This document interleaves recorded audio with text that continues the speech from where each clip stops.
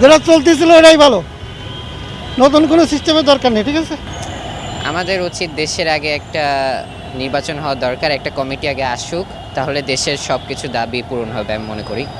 আচ্ছা, পিআর পদ্ধতিতে নির্বাচন যাচ্ছে নাকি সবসময় যেভাবে নির্বাচন হয়ে আসছে সেভাবে নির্বাচন হতে হবে? নর্মাল যেভাবে হয়ে আসছে সেভাবেই চাচ্ছি। মা আমরা একটা সুস্থ নির্বাচন চাই। আমরা গরিব, দিন এই না দিন খাই, আমাদের সুষ্ঠু নির্বাচনটাই ভালো মা। আচ্ছা, অনেকেই বলতেছে যে পিআর পদ্ধতিতে নির্বাচন এইভাবে কি চাচ্ছেন নাকি সবসময় যেভাবে নির্বাচন দিয়ে আসছে? যেভাবে দিয়ে আসছে আমরা এইভাবেই চাচ্ছি মা। আর আপনি সাধারণ নাগরিক হিসেবে কোনটা চাচ্ছেন? পিআর পদ্ধতি চাচ্ছেন নাকি সবসময় যেভাবে নির্বাচন চলে আসছে তা? সবসময় যেভাবে নির্বাচন হয়ে আসতেছে ওটা হয় ভালো। পিআর কেন চাচ্ছেন না? চাচ্ছি না, কাজ আমাদের বাংলাদেশে গতানুগতিক গতিক যে নিয়মে হয়ে আসছে এটাই তো হওয়া ভালো, তাই না? মানে এখন পিআর এর সমস্যা কি? যেহেতু একটা দল পিআর দিচ্ছে, অবশ্যই তারা কিছু ভেবেচিন্তে পিআর দিচ্ছে। আপনি কেন পিআর পদ্ধতিতে একমত না? আমি একমত না তাই বলছি না, বাট আমি চাচ্ছি গতানুগতিক যেভাবে সঠিক নিয়মে সুষ্ঠুভাবে, মানে এতদিন যেভাবে হয়ে আসছে সুষ্ঠুভাবে যেভাবে হয়ে আসছে ওইভাবে হওয়া উচিত।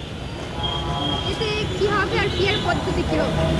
এইটার ডিফারেন্সিয়েট আমি করতে পারবো না বা করতে চাচ্ছি না, বাট আমি চাই যে সুষ্ঠুভাবে যেভাবে মানে গণতান্ত্রিক নিয়মে মানুষ যাতে সুষ্ঠুভাবে ভোটাধিকার দিয়ে, মানে ভোটাধিকার পেয়ে এবং দিয়ে যেভাবে করতে পারে ওটা করাই উচিত। আমিও পিআর পদ্ধতিতে নির্বাচনে চাই, যাতে সব দলের অংশগ্রহণ থাকে ক্ষমতায় যাওয়ার জন্য। পিআর পদ্ধতিতে নির্বাচন হলে কি কি সুবিধা হবে?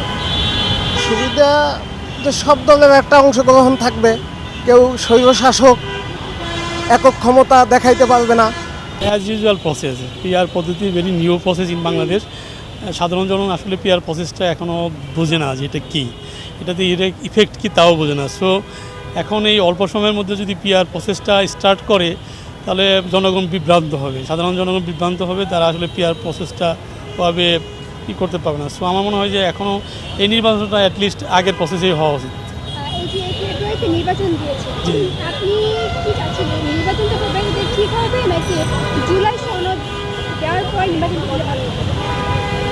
আসলে জুলাই সনদটা এর মধ্যে হয়ে গেলে ভালো হতো, বাট নির্বাচনও জরুরি, কারণ এখন যে সরকার গভর্নমেন্ট রুল করতেছে এরা তো সব ঠিকঠাক মতো আসলে হচ্ছে না, আইন শৃঙ্খলা ঠিক মতো হচ্ছে না, প্রশাসন ঠিক মতো দায়িত্ব পালন করতেছে না।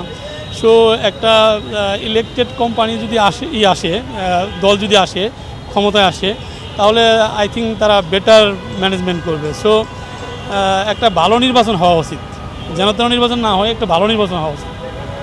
আমি সাধারণ নাগরিক হিসেবে আমার প্রথম বলারটা হচ্ছে যে আমরা যে গতানুগতিক নির্বাচন দেখে আসছি, আমরা সেই নির্বাচনে অভ্যস্ত। আর বিশেষ করে সুষ্ঠু যদি তদারকি হয়, তদন্ত এবং নির্বাচন পরিষদ যদি সুন্দরভাবে পরিচালনা করতে পারে, সেক্ষেত্রে আমরা আগের ট্র্যাডিশনাল যে আমাদের নির্বাচন প্রক্রিয়া ছিল আমরা ওইটাতেই ইচ্ছা পোষণ করতেছি। আমি সাধারণ হিসেবে পিআর পদ্ধতি এখন চাচ্ছি না। নর্মাল যে আমাদের বিগত বছরগুলোতে যেভাবে নির্বাচন হয়েছে এভাবে নির্বাচনটা চাচ্ছি আমি মূলত। আর এখন যদি পিআর পদ্ধতির নির্বাচনটা আসে, সাধারণ মানুষ, আমাদের দেশের মানুষ পিআর পদ্ধতির নির্বাচনে কিন্তু অভ্যস্ত না। তো অনেক মানুষ হয়তো দেখবেন যে পিআর পদ্ধতির নির্বাচনটা বুঝবে না, কাকে ভোট দেবে কী বুঝবে না। আর যেহেতু মানুষ বিগত বছরগুলোতে পিআর পদ্ধতি ছাড়া ভোট দিয়েছে, এই জন্য মানুষ অভ্যস্ত হবে যে তারা পিআর পদ্ধতি ছাড়া নির্বাচন দেওয়ার জন্য আর কি। তো আমিও চাচ্ছি যে পিআর পদ্ধতি ছাড়া এমনিতে আমাদের বিগত বছর যেভাবে নির্বাচন হয়েছে এভাবে নির্বাচনটা হোক।